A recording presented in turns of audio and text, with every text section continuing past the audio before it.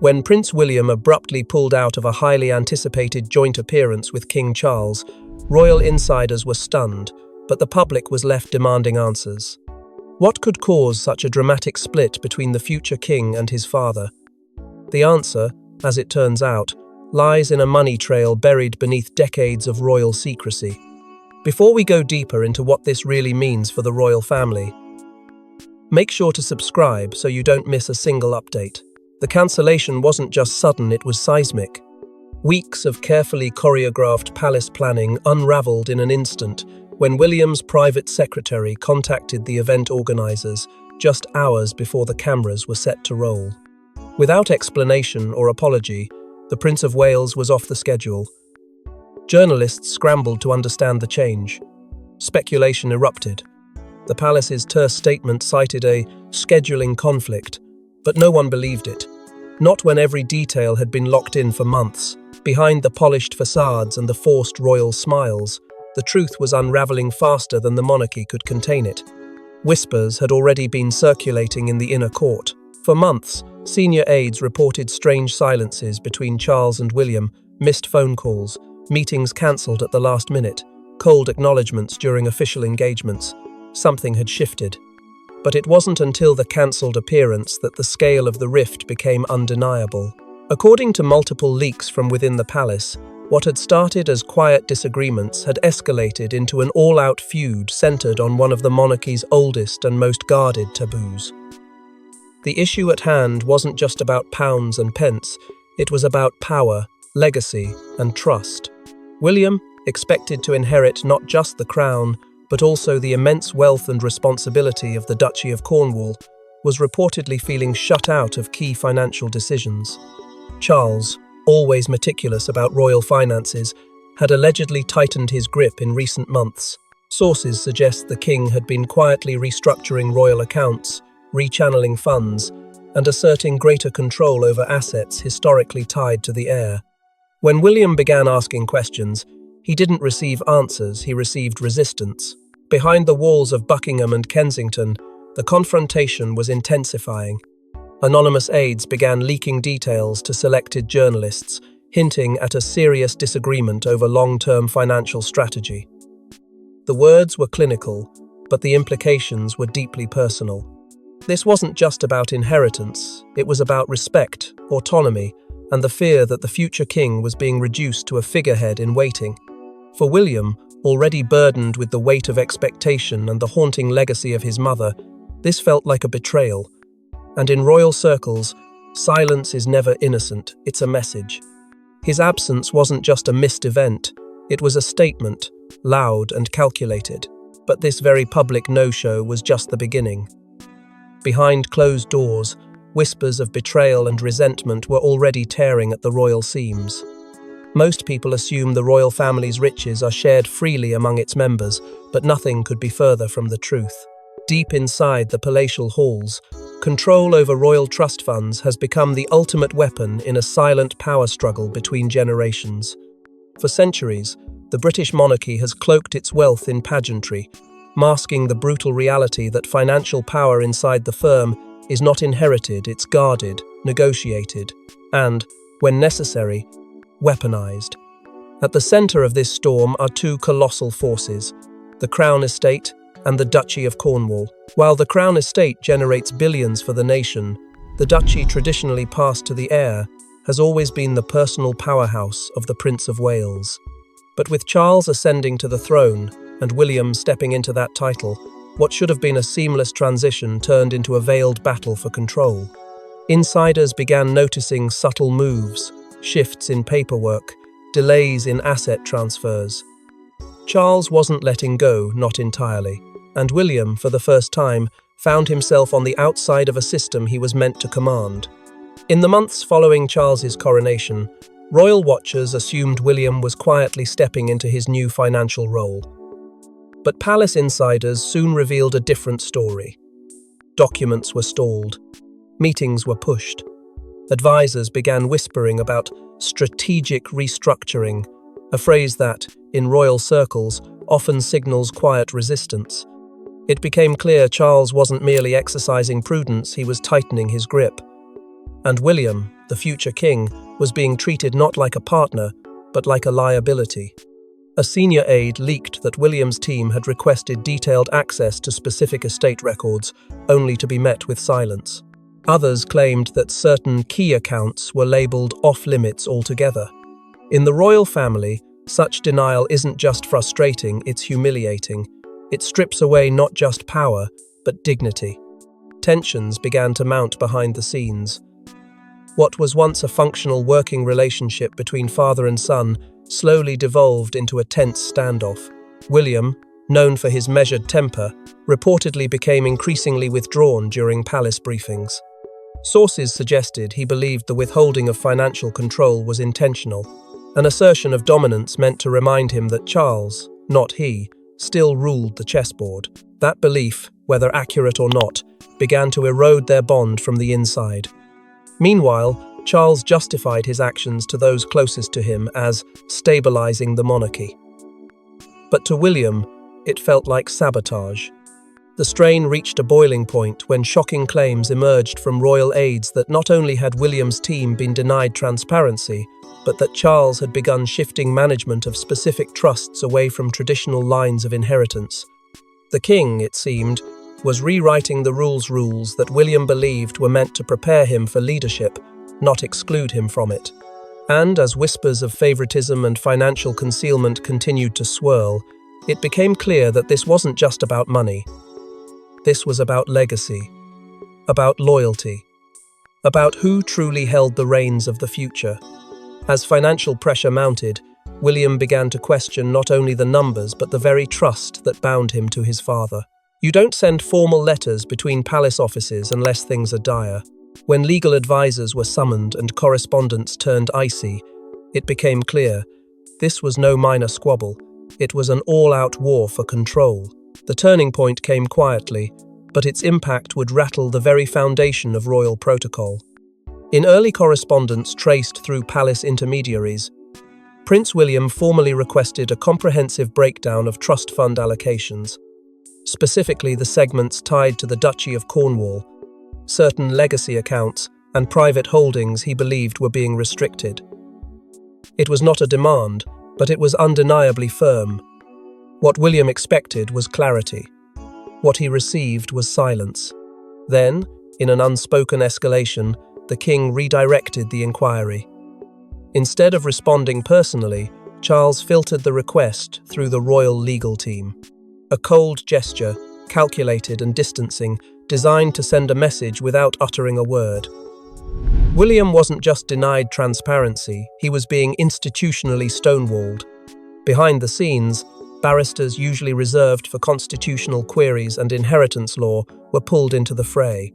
Their job was delicate: to evaluate whether the heir to the throne could claim access to certain funds or assets without explicit royal consent. The answer wasn't simple. Royal finances exist in a grey space of tradition, power, and discretionary control. But what shook insiders most was not the technicality of the question. It was that it had to be asked at all. The fact that William was consulting outside legal opinion about what should have been a ceremonial transfer spoke volumes. Trust was not just broken, it had been obliterated. By this point, palace insiders described William as furious, a word rarely, if ever, used in reference to the famously composed prince. He felt blindsided, not just by the legal maneuvering, but by the underlying betrayal. This wasn't a bureaucratic miscommunication. This was personal. Conversations between father and son, once frequent and warm, dropped off entirely. Messages went unanswered. Requests were deferred. The tension became so palpable that even senior staffers, many of whom had served both men for decades, began taking sides quietly, choosing where to stand in a conflict that was now consuming the heart of the monarchy. Amid this chaos, Queen Camilla attempted to step in. Those close to her describe her efforts as measured but ultimately ineffective.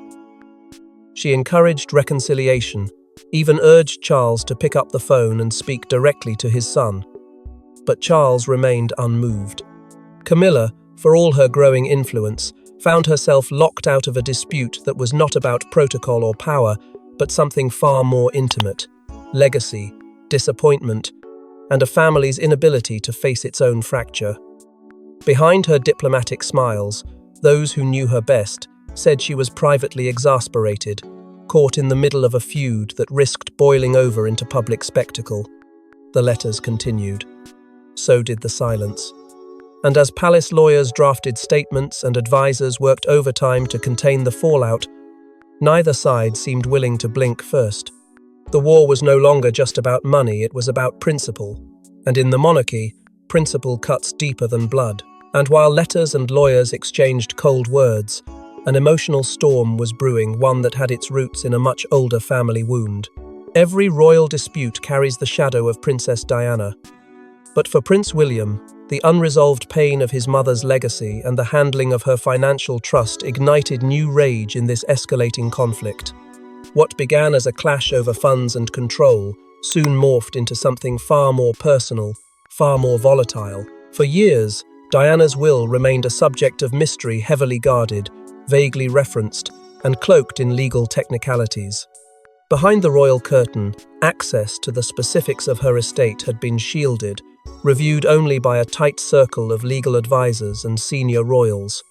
William had accepted that veil of secrecy in his younger years, perhaps out of duty, perhaps out of denial. But as tensions with Charles reached a fever pitch, that old silence began to echo louder. And this time, William was no longer a grieving teenager. He was a father, a husband, and a future monarch. He wanted answers, real ones. It wasn't just about curiosity, it was about justice. Over the years, William had grown increasingly disillusioned with how Diana's assets were managed after her death. Money meant to secure her sons' futures, to preserve her humanitarian legacy, to protect what she stood for, had seemingly vanished into a tangle of palace accounts and vague allocations. No clear trail, no clear accountability, and every vague explanation felt like an insult. The lack of transparency regarding Diana's trust wasn't just a financial slight, it was a symbolic erasure, one that William believed Charles had allowed, if not orchestrated. As William dug deeper, new frustrations surfaced. Rumours resurfaced that in the years following Diana's death, senior royal figures had repurposed portions of her estate, rerouting funds for palace projects and administrative expenses.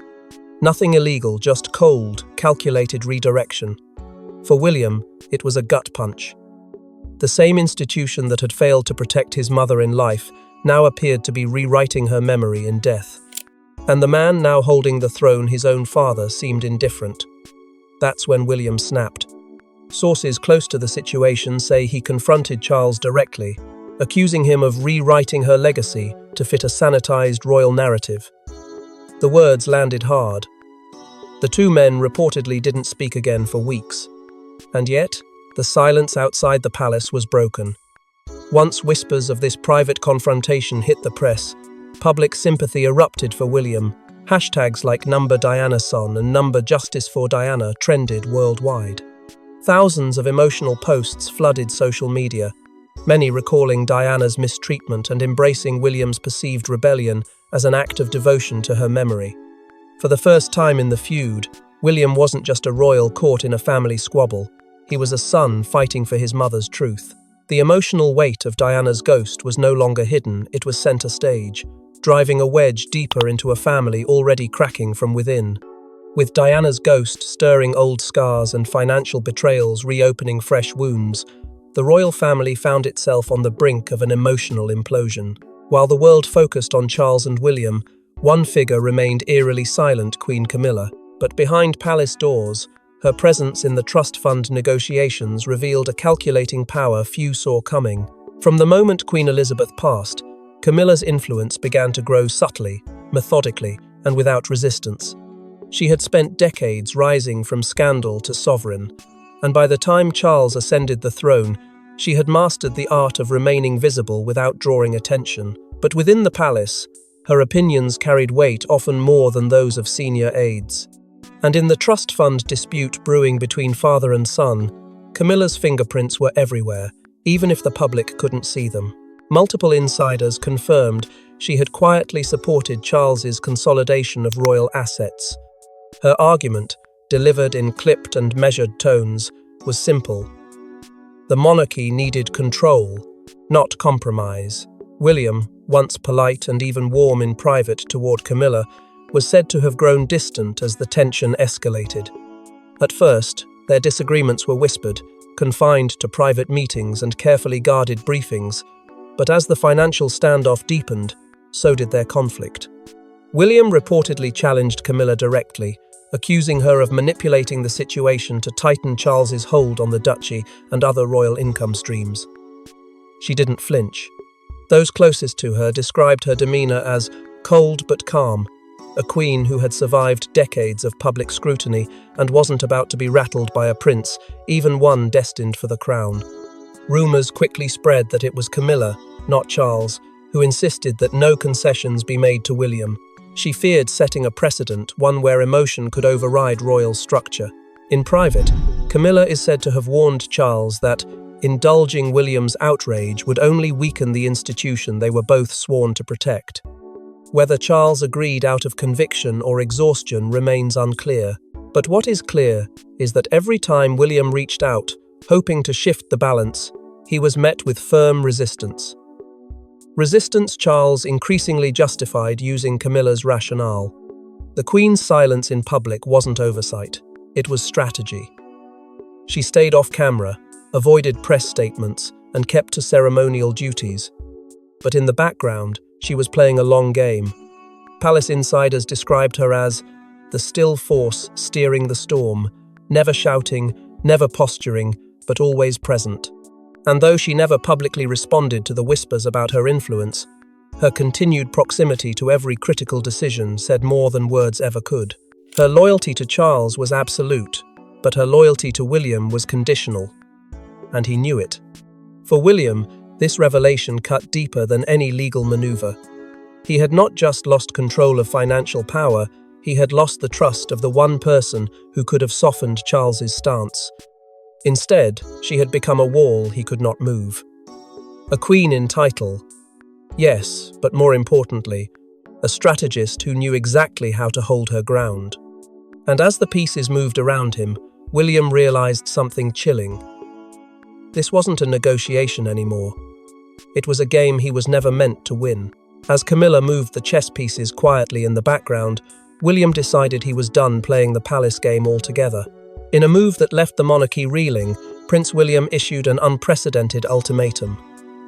He would not appear alongside the king until the trust dispute was resolved. For the first time, the future king openly challenged the monarch's authority. It wasn't a vague threat.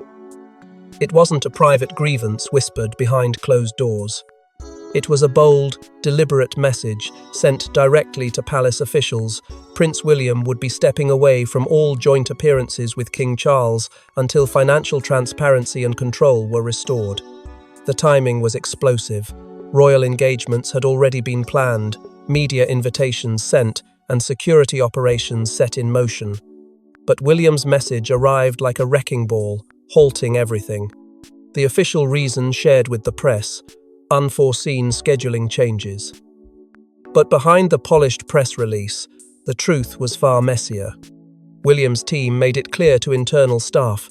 This was about the money, about the principle, about drawing a line in the royal sand. For King Charles, the move was more than disrespect, it was a challenge to the very foundation of monarchical power. Never before had a direct heir refused to appear beside the sovereign over a private matter. The monarch was livid. Sources close to the palace revealed that Charles considered the ultimatum a calculated embarrassment, a betrayal disguised as a protest. Yet even in his fury, Charles hesitated.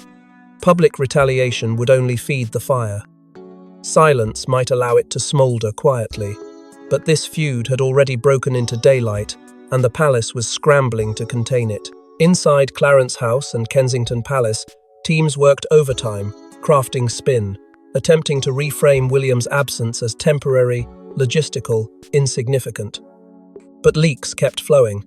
Anonymous sources confirmed that the root cause was a bitter financial dispute, one that had grown so poisonous, William no longer trusted his father's stewardship of the future crown's assets. And now, It wasn't just a private war. It was becoming a constitutional question. The fallout was immediate. The public, long divided in their loyalty to the old guard versus the new generation, split further.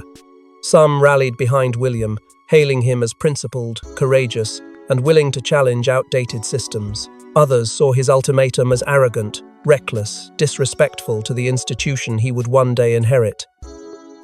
The prince who walked away, civil war at the palace, monarchy in crisis. Talk show panels debated succession scenarios. Analysts whispered of a weakening royal structure. And through it all, the silence from both camps was deafening.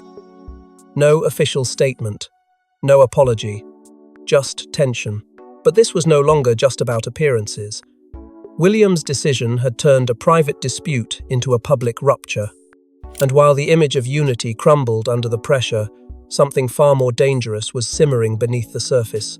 Because what the public hadn't yet seen, what hadn't yet been revealed, was a buried truth far more damaging than missed events or icy glances. But even as the royal image cracked on the surface, a darker truth was about to emerge, one that involved secret offshore accounts and royal advisors no longer playing by the rules. A single document leaked from an offshore tax haven lit a fire under the already boiling scandal. Suddenly, it wasn't just about William's trust, it was about where the royal money was really going, and who had been hiding it all along.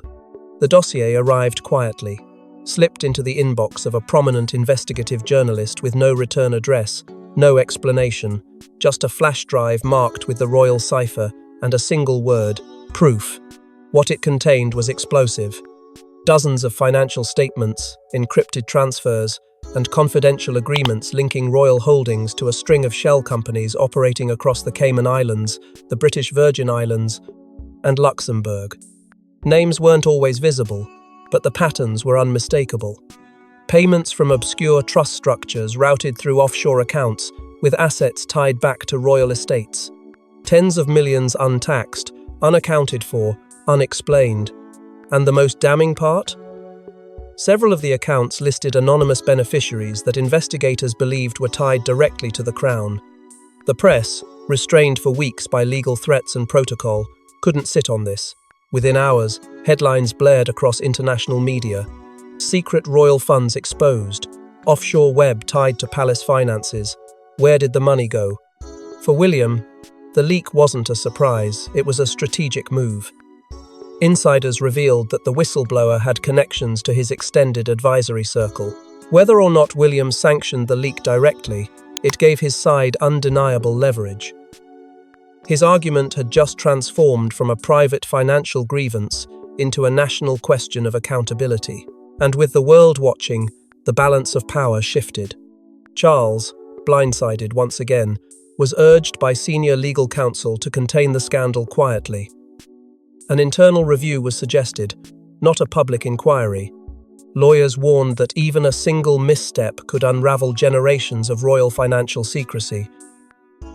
Across social media, on nightly news broadcasts, in Parliament itself, calls for a forensic audit of the monarchy's finances grew louder. What had started as a family feud was now a constitutional crisis. The palace's response was telling. Carefully worded denials of wrongdoing, vague promises of internal evaluation. No names named, no documents released, but the damage was already done. For the first time in modern history, the royal family stood accused not of overspending, but of deliberately hiding wealth in offshore vehicles, while taxpayers funded their public roles. It wasn't just a scandal, it was a betrayal. And for the British public, already struggling under economic pressure, the optics couldn't be worse. Meanwhile, William's silence was deafening and powerful. He issued no statement. He gave no interview. But his team was reportedly mobilizing, using the leak to drive negotiations behind closed doors, pushing Charles into a corner. It was no longer just about access to trust funds. It was about integrity, reputation, control. And for the first time in this battle, the monarchy was the one on the defensive, clawing to maintain composure while the future king quietly gained the upper hand. As the monarchy scrambled to contain the fire, William made a decision that would take the feud from palace corridors to the global stage. No one expected it. No royal dares speak publicly against the monarch, but Prince William broke every rule with a carefully crafted, televised statement that sent shockwaves through the kingdom. There had been silence for weeks. Tensions flared, secrets spilled, but neither father nor son had spoken to the public until now.